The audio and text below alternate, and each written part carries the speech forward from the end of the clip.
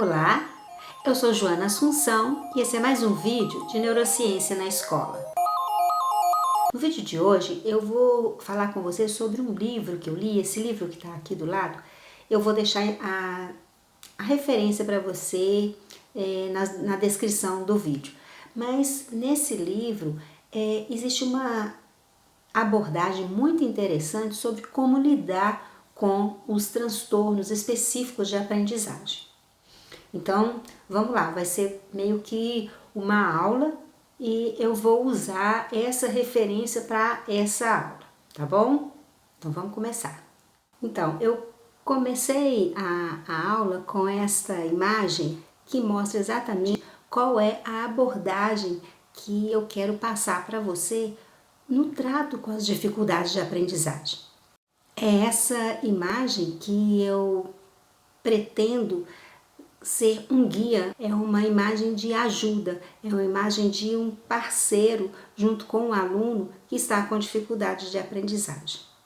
Então, o mais importante, acima de qualquer abordagem, qualquer metodologia que você vá usar, é ter essa disponibilidade que a gente está vendo aí nessa imagem para estar do lado do aluno e acreditar que ele seja capaz. Então, vamos continuar com nossa abordagem.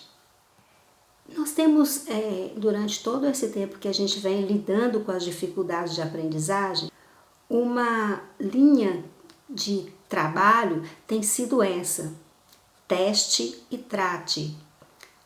Testar, ou seja, diagnosticar o problema de aprendizagem e depois intervir, ou seja, criar estratégias para resolver aquele problema, para ajudar o aluno a melhorar nas suas dificuldades.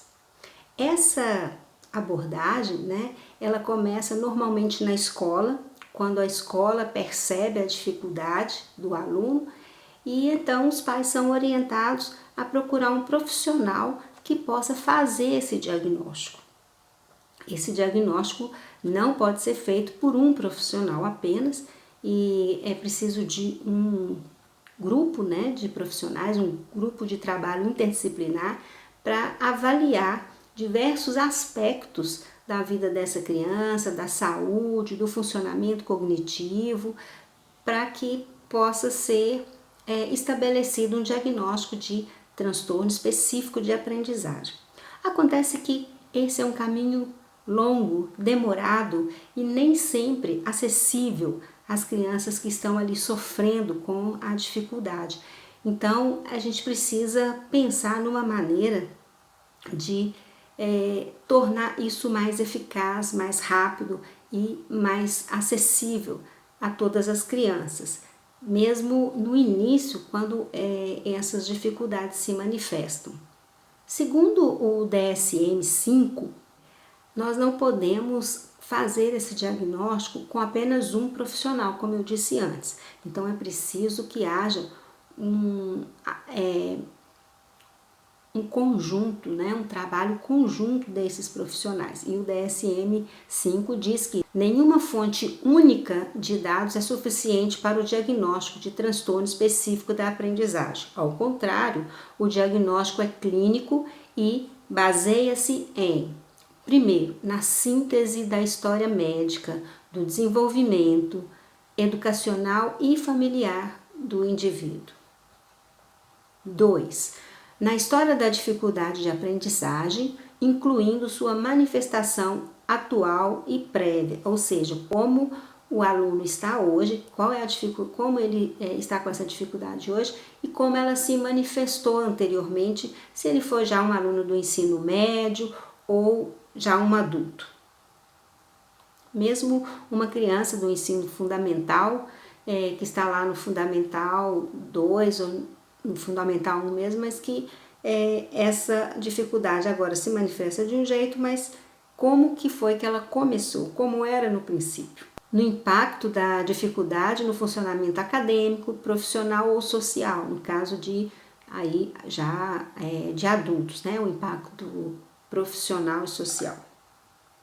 Também crianças apresentam, né, esse impacto. Crianças e adolescentes também apresentam um impacto na vida social em decorrência de um transtorno de aprendizagem.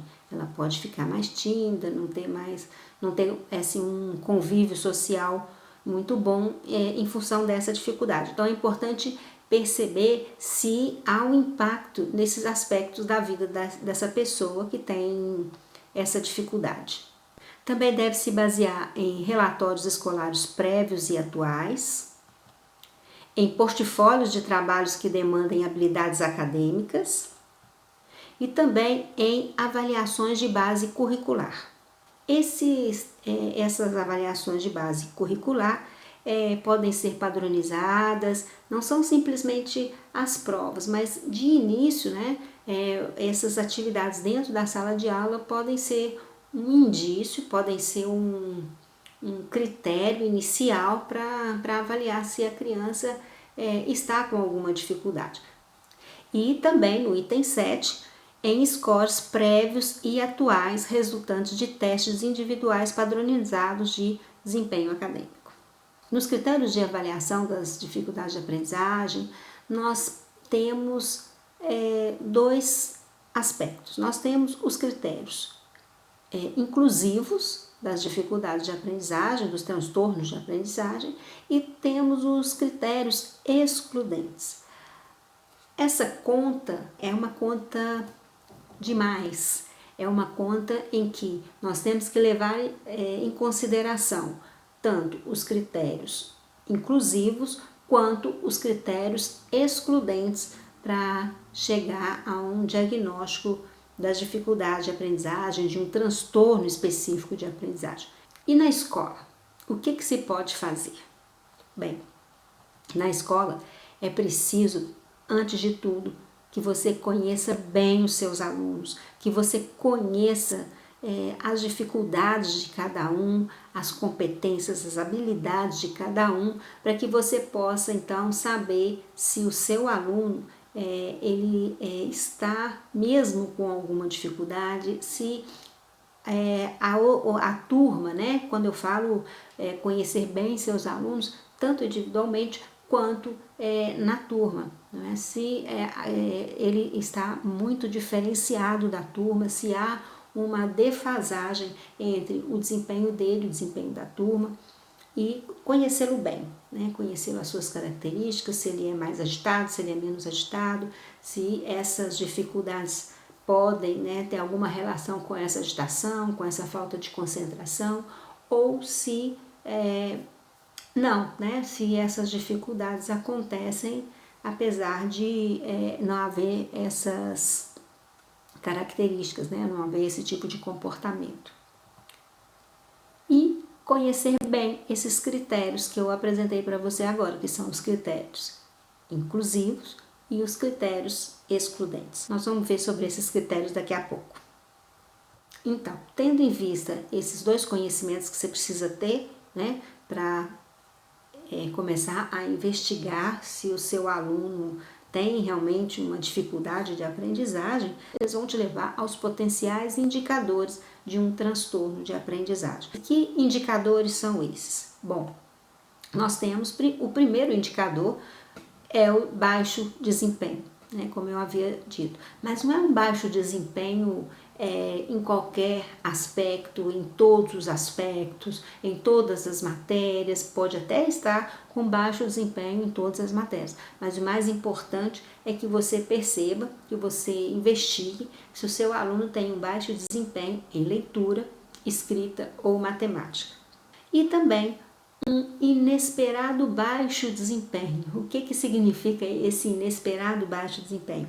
É um baixo desempenho que persiste apesar de uma intervenção eficiente, tá? Então, como está dizendo aí, é uma resposta inadequada em boas condições de aprendizagem. A criança tem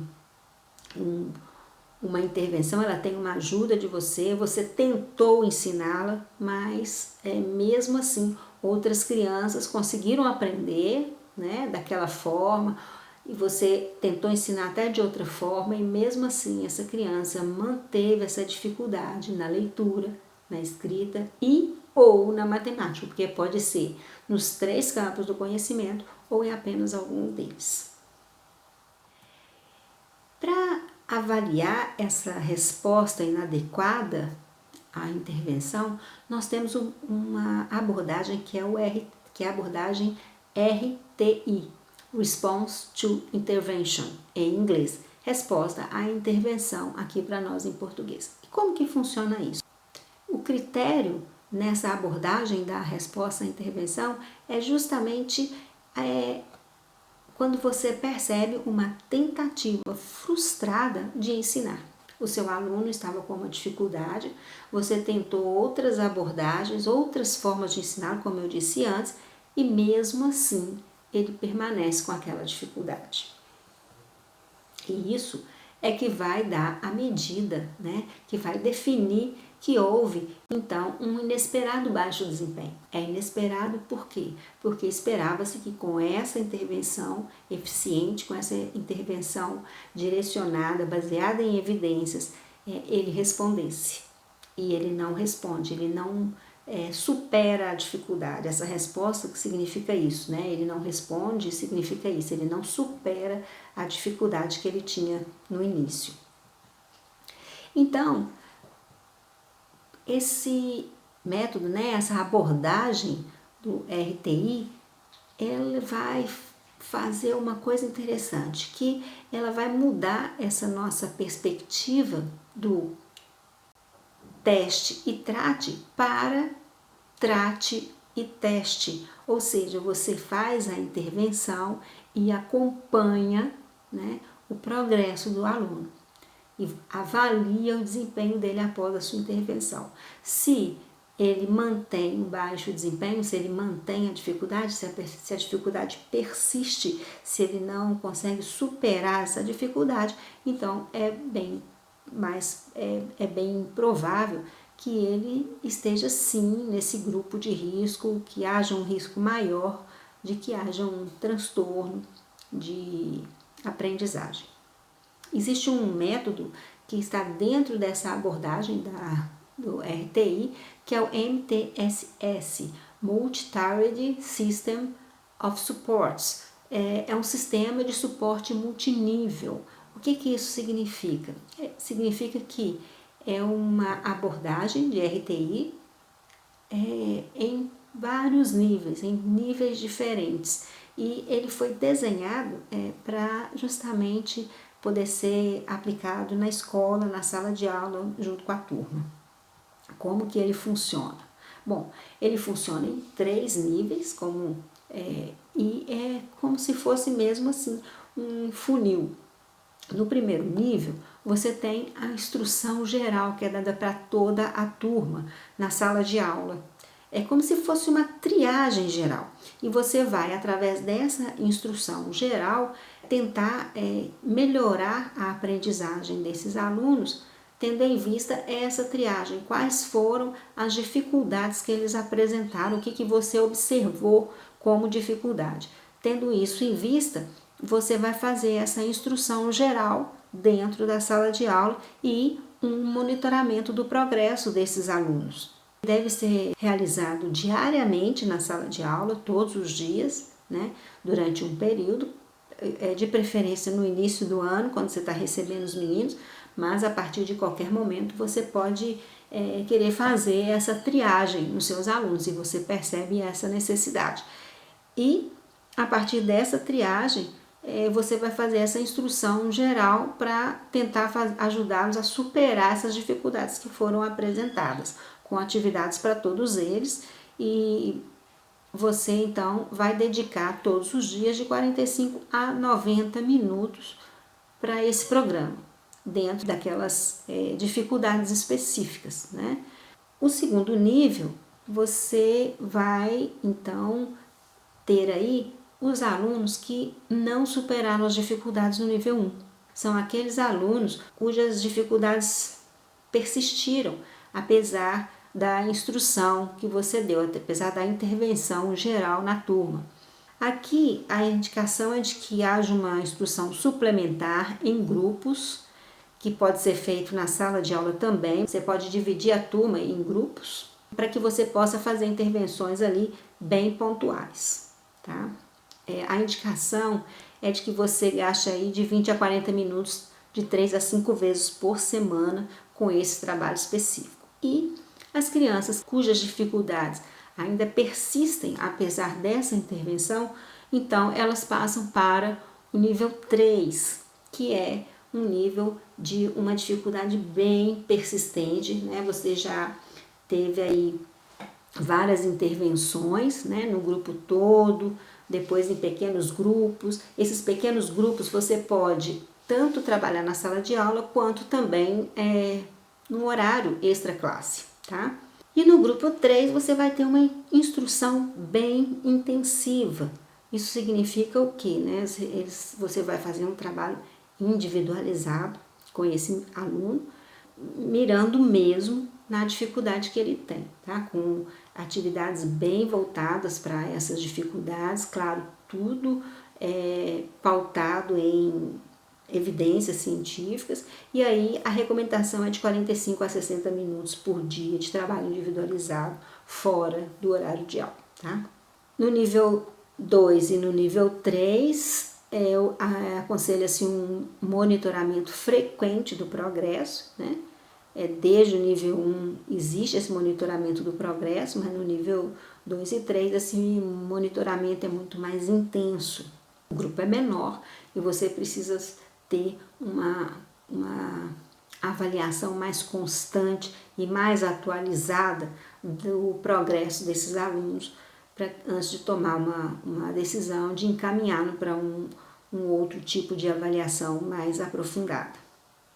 Então, os alunos que desse nível 3, né, desse funil aí, você foi peneirando, vamos dizer assim, né, esses alunos e ajudando a resolver as dificuldades. Essas dificuldades foram resolvidas no nível para alguns alunos, para uma grande maioria dos alunos no nível 1, depois também para um outro grupo de alunos também que conseguiu no nível 2 superar as dificuldades, mas chega no nível 3, tem alguns alunos que não superam essas dificuldades. As dificuldades persistem, apesar de um trabalho individualizado, diariamente, uma intervenção eficiente, com base em evidências científicas, e essas dificuldades permanecem. Então, esses alunos, eles realmente têm um grande risco de estarem nesse grupo de crianças com transtornos específicos de aprendizagem.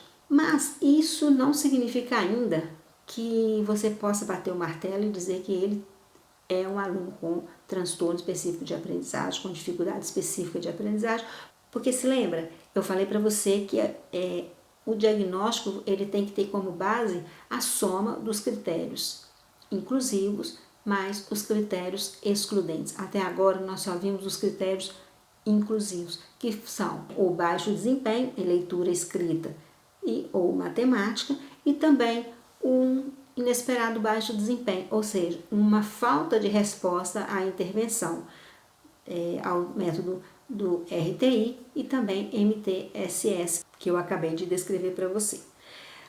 Então, é uma soma, né? Faltam agora os critérios excludentes. Que critérios são esses?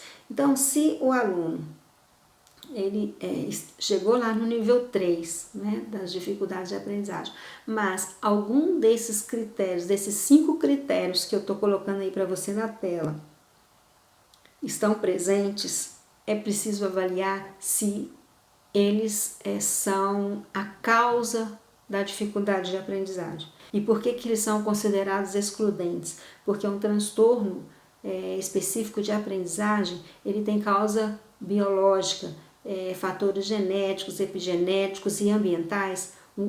A interação entre eles é que é considerada a causa da dificuldade.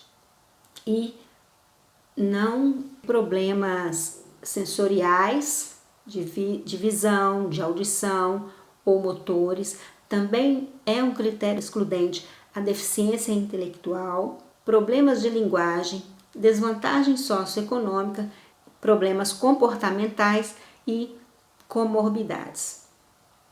O que isso significa? Significa que, mesmo que o aluno não tenha dado uma resposta adequada à intervenção, que tenha havido a falta dessa resposta, ele ainda não pode ser considerado um aluno com transtorno de aprendizagem se um desses critérios, um ou mais desses critérios, está presente na vida dele, e é preciso então verificar primeiro se eles são a causa dessa dificuldade. Por quê? Porque qualquer um desses problemas pode sim levar a uma dificuldade na aprendizagem, uma dificuldade escolar. Mas um transtorno específico de aprendizagem, como eu disse, tem causa biológica, né? Então, não são esses fatores os causadores da dificuldade de aprendizagem. É claro que uma deficiência intelectual vai levar a uma dificuldade na escola, uma dificuldade para aprender. Se há uma deficiência intelectual, então a dificuldade de aprendizagem pode ser causada por essa deficiência. Ficou claro? É isso que eu estou querendo dizer. Quando todos esses critérios estão bem avaliados e se constata que nenhum deles está fazendo com que aquela criança tenha dificuldade, eles não são a causa dessa dificuldade, então assim nós podemos começar a lidar, né, com essa criança como tendo um transtorno de aprendizagem, um transtorno específico de aprendizagem. Mas mesmo assim, né, descartadas todas esses critérios, que são os critérios excludentes, é por isso que é preciso de uma equipe, né, porque você viu que esses critérios eles não podem ser avaliados somente na escola pela professora, é preciso de uma equipe multidisciplinar. Mesmo assim, ainda temos que levar em consideração um outro aspecto muito importante antes de dizer que não houve uma resposta adequada à intervenção, antes de dizer que faltou uma resposta adequada à intervenção. Porque todos esses trabalhos feitos com RTI ou MTSS que eu me baseei para trazer essa aula para você, foram feitos em laboratório. Então, o que é que os autores estão dizendo? Quando o trabalho é feito numa pesquisa, com um grupo de pesquisa, ele tem um resultado positivo, ele traz benefício. E quando ele é transportado para a escola, nós não percebemos esse resultado tão claramente. Esse resultado se perde muitas vezes. Então, o que é que a gente tem que se preocupar antes de afirmar que não houve uma resposta adequada à intervenção? Primeiro, o tempo dedicado a cada nível. Os pesquisadores perceberam que, enquanto eles apontavam lá aquele tempo que eu mostrei para vocês, nível 1 todos os dias de 45 a 90 minutos, o nível 2 de 20 a 40 minutos, de 3 a 5 vezes por semana, no nível 3 um atendimento diário de 45 a 60 minutos. O que eles observaram é que esse tempo muitas vezes não é respeitado na escola. Então, como dizer que não houve uma resposta à intervenção se o tempo necessário para se observar essa resposta não foi respeitado?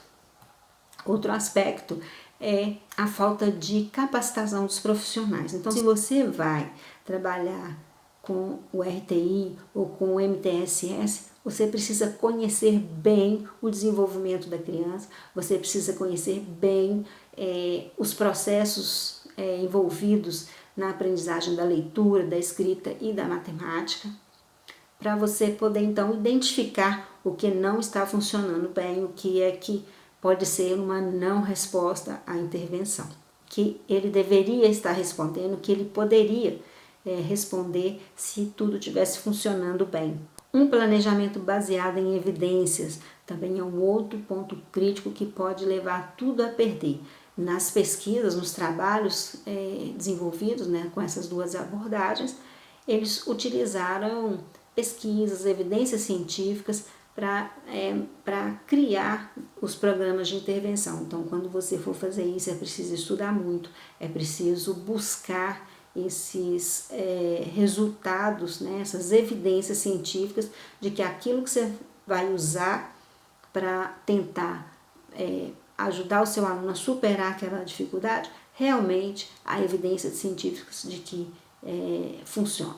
E o monitoramento do progresso. É importante ter um critério claro de monitoramento desse progresso, planilhas onde você vai acompanhar esse progresso, objetivos bem claros, porque como você vai monitorar um progresso se você não tem clareza de onde o seu aluno pode chegar e onde você quer que ele chegue, que tipo de progresso que você espera com aquela intervenção.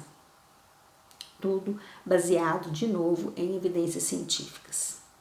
Então é isso. Então é importante ter muita clareza sempre do que é uma dificuldade de aprendizagem, quais são os critérios inclusivos, os critérios excludentes, conhecer bem o desenvolvimento infantil, conhecer bem, né, esses processos cognitivos envolvidos na aprendizagem, estudar, conhecer bem a literatura científica a respeito de intervenções, o que funciona, o que não funciona, e então assim também ter, né, uma parceria com outros profissionais, juntamente, claro, com a família, que é muito importante que a família esteja envolvida no processo o tempo todo, e mais importante que tudo é aquela imagem que eu trouxe para você logo no início, né? A disponibilidade e que o seu aluno